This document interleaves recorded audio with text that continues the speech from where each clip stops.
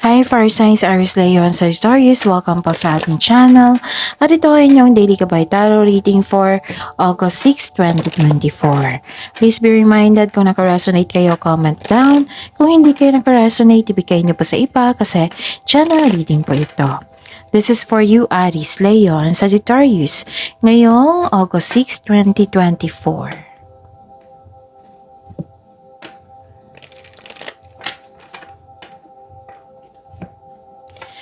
Maraming salamat po sa inyong patuloy na suporta at maraming salamat po sa mga hindi nag-skip ng ads. Gamitin ang rating na ito bilang gabay lamang. Sa mga hindi pa nag-subscribe, subscribe na po kayo at click bell notification para malaman nyo na may bago tayong video. Para sa mga gustong magpa-reading po, may lumabas dyan sa screen nyo ngayon. Panoorin nyo po at sundin ng instruction. Calling the attention sa mga suki ko dito, Aries, Leo, and Sagittarius. Open na po ang inyong Monthly Gabay Tarot reading for August 2024. Pwedeng nakafocus sa career and money, pwedeng general reading na may kasamang love reading. So message me for booking. Maraming salamat po.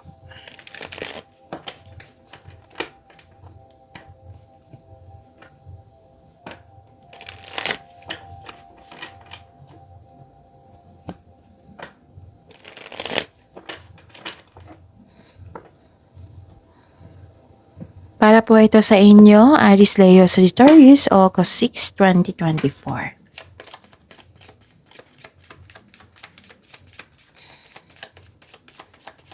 Spirits Guide, mga ganap po ngayong August 6, 2024 para po kay Aries, Leo, and Sagittarius.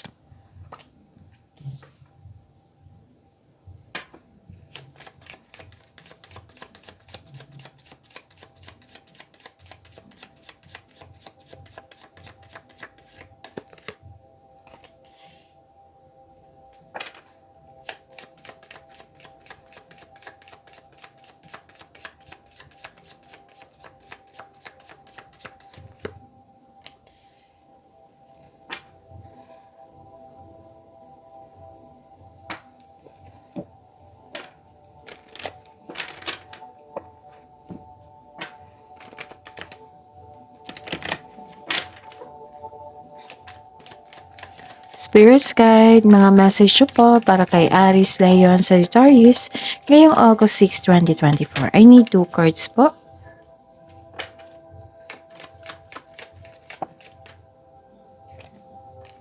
Wow. Aries, Leo, and Sagittarius ngayong August 6, 2024. May nakita ko ditong ending with new beginning. May transformation po nagkaganap. May pag-let go, may closure, may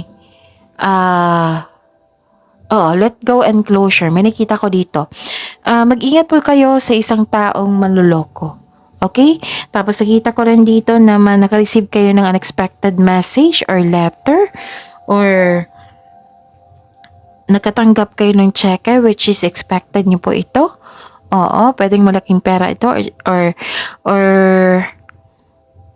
cheque. Okay? Tapos may nakita ko ditong opportunities na binigay sa inyo na kailangan yung bigyan ng malaking desisyon. Okay? And may travel po ako nakita dito. Parang nag-iisip kayo dito kung itutuloy mo ba or hindi. Ganon. So be bold and make the first move.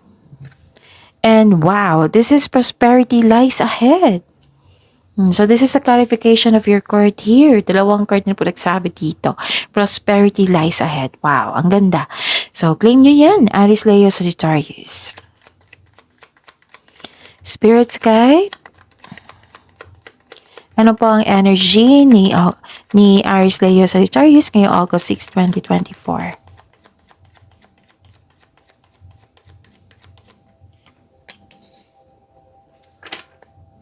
And the clarification of this card po.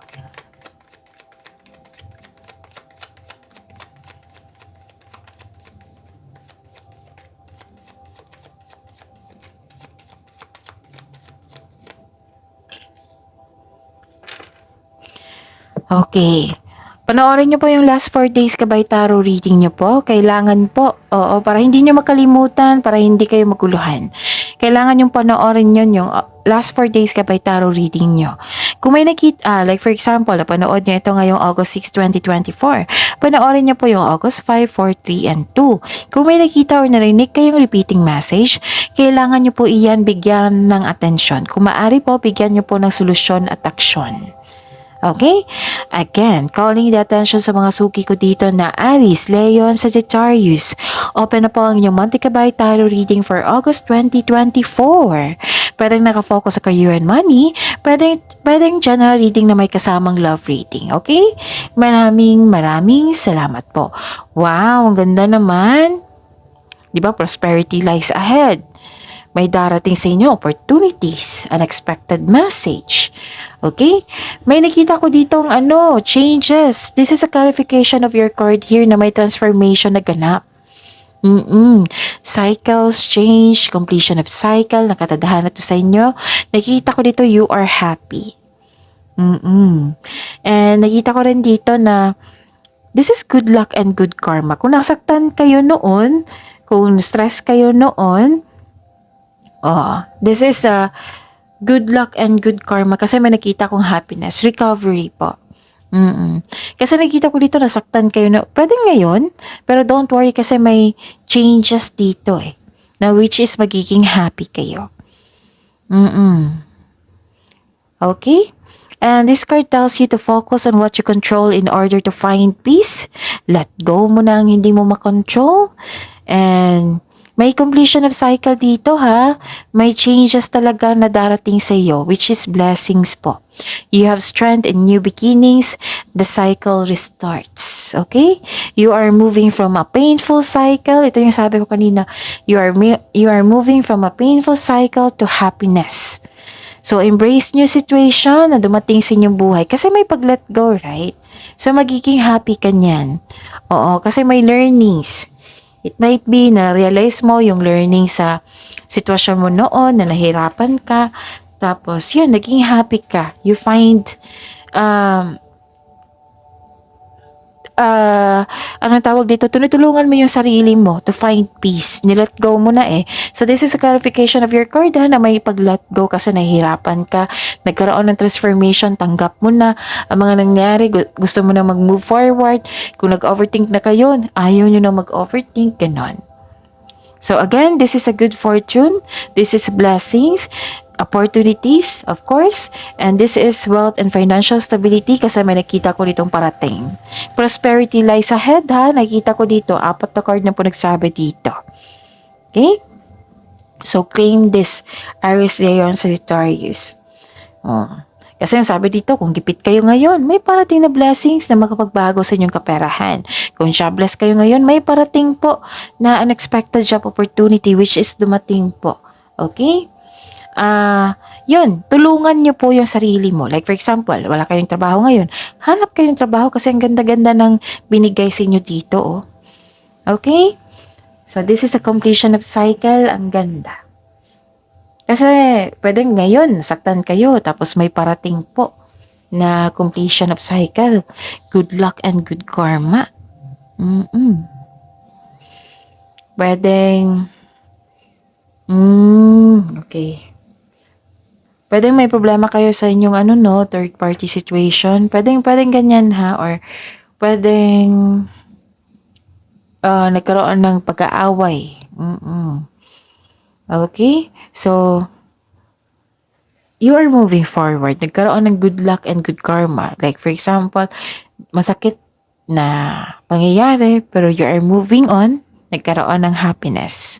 Yung sadness to happiness. So, claim nyo yan. Ang ganda niyan.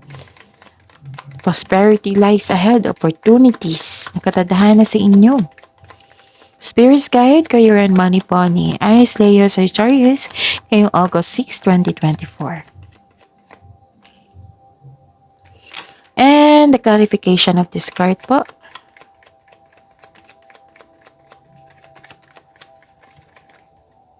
Gusto niyang lumabas. Okay. So, this is your career and money, ha? May nakita ko ditong okay. May nakita ko ditong may naalala kayo sa mga nangyari. Okay? Sa career and money nyo. Actually, may gustong makipagkita sa inyo ngayon, Aries, Leo, Sagittarius. Makulit to eh. Kasi nakarealize siya, gusto niyang humingi ng sorry sa inyo. Oo. May nakita rin ako dito na gusto mong magkaroon ng pagbabago sa inyong career and money, which is nangyari naman. Pagbabago. This is cycle, di ba? Pagbabago. So, be bold and make the first move kasi may prosperity lies ahead dito. Good luck and good karma, opportunities. So, there is something better for you. Kung hindi magandang mood mo ngayon or kahapon, ang ganda-ganda dito yung binigay ng blessing sa inyo, which is pagkakataon. Okay? Habaan nyo lang po yung pasensya nyo. Kasi ang sabi dito, Aries, Leo, Sagittarius, habaan nyo po yung pasensya nyo. Okay? Baka may hinintay kayo, no, na nag-impatient kayo. Mag-ingat po daw kayo, di ba may sabi ako dito na mahilig magmanipula. Alam niyo to eh. So mag-ingat po daw kayo sa isang taong maluloko. Naluloko po siya regarding sa money. So mag-ingat kayo. Check your money po. Okay? Baka alam niya na may parating ng pera sa inyo. Kasi 3 card na po nagsabi dito. So check your money. This is all about your career and money. May manloloko po talaga. Mag-ingat po kayo sa kanya. Kitang-kita niya ang blessings mo eh. So, mag-ingat kayo sa kanya. Tapos, habaan niyo po ang pasensya niyo. Okay? Huwag po daw mag-desisyon agad. Pag-isipan niyo na mabuti yung offer. Okay? Yun. Spirit Guide, Love Life, Self-Love, Partnership, and Romance ni Aries, Leo, Sagittarius ngayong August 6, 2024.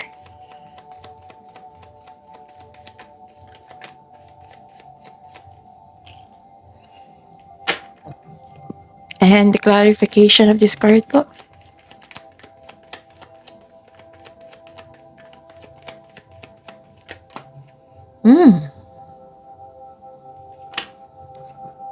Maraming salamat po sa patuloy na tiwala, suporta sa ating channel. At maraming salamat din po sa mga hindi nag-skip ng ads. And panoorin nyo po yung lumabas sa screen nyo ngayon. Kung gusto nyo po iyan, then follow instruction. Okay. This is kaya pala. Sa mga single dito, hindi pa kayo handa pumasok sa inyong relasyon, sa isang relasyon. Lalo na trauma yung past love nyo. Hirap kang magtiwala sa bagong tao. And sabi po ng card niyo po dito, may advice dito eh. Sabi po dito, mag-move on po daw kayo at let go mo yung worries mo at patawarin mo yung sarili mo. Para sa mga marelasyon sa buhay mag-asawa, isa sa inyo hindi maka-move on, naging toxic po yung relasyon, naubusan ng pag-asa, siguro may nasabing hindi maganda, na nagdulot ng trauma. Kailangan nyo mag-usap po, improve your communication also. Kailangan nyo mag-usap ng mahinahon, open up address mo yung hurt feelings mo, makinig ka rin sa kanya. And kung kailangan ng adjustment, then go ahead. And give up your worries. Sabi po dito, focus po daw kayo sa mind healing instead of suffering. Okay? Kasi na-stress kayo dito eh. Oo, clarification ng card niyo po dito. Pero don't worry, Aries, Leo, Sagittarius. Nakikita ko naman dito yung pagbabago. Ma-end na yan yung nararamdaman nyo. This card asks you to believe in yourself, think positive na makabangon ka ulit, and have faith na ang divine can lift you out of any period of loss. Okay? Okay. Minsan nga, may problema dito sa inyong kaperahan eh. Pwedeng nagkaroon ng problema sa isang connection sa isang tao, sa inyong relasyon, pwede. Dahil sa pera. So, check your money talaga. Okay? Kasi kanina pa to eh.